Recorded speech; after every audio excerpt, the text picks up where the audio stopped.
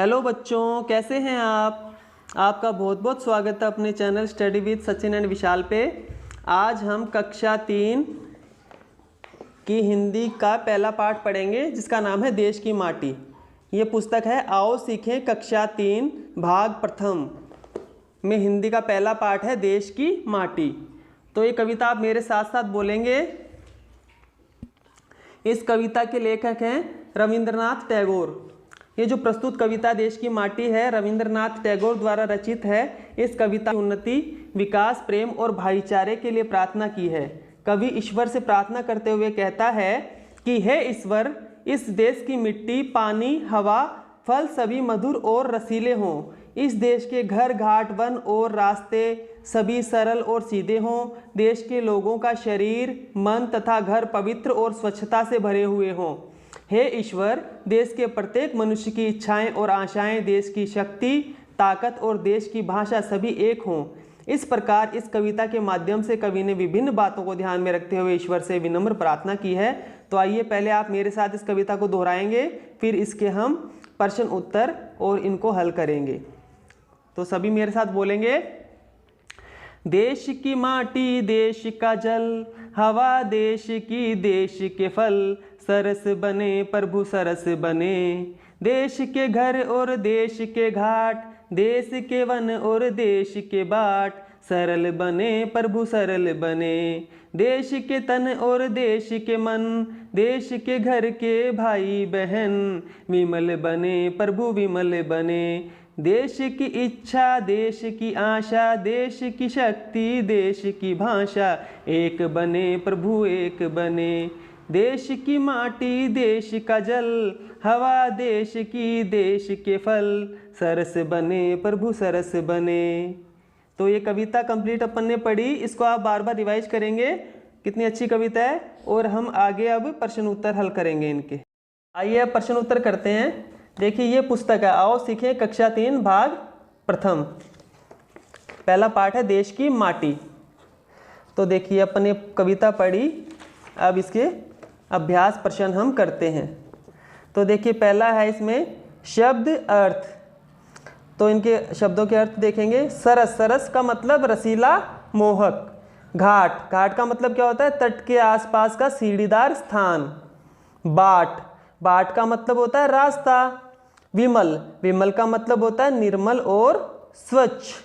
उच्चारण के लिए बोलिए प्रभु, देश, भाई, बहन। सोचें और बताएं।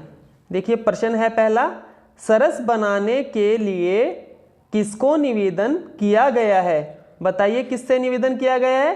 हाथ जोड़ के किससे निवेदन किया गया है बताइए। सरस बनाने के लिए प्रभु से निवेदन किया गया है। किससे निवेदन किया गया है? प्रभु से, ईश्वर से, परमात्मा से। हमारा तन, दूसरा प्रश्न है हमारा तन और मन किसका बताया गया है? हमारा तन और मन देश का बताया गया है। किसका बताया गया है? देश का। अपने देश का ही तो है। अपने देश में हमने जन्म लिया और देश पर ही हम न्यौछावर हो जाएंगे। और थर्ड प्रश्न है वन और बाट कैसे होने चाहिए? बाट का मतलब रास्ता। तो वन और बाट कैसे होने चाहिए? वन और बाट सीधे और सरल होने चाहिए। वन और बाट कैसे होने चाहिए? सीधे और सरल। चलो नेक्स्ट है रिक्त स्थानों की पूर्ति करें। तो रिक्त स्थानों की पूर्ति करते हैं।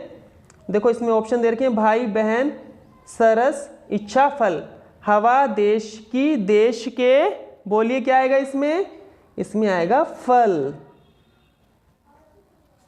सरस बने प्रभु सरस बने, सरस, इसमें ये सरस आ गया सेकंड। देश के घर के, देश के घर के बताइए इसमें क्या आएगा? भाई बहन। देश के घर के भाई बहन। वेरी गुड, शाबाश।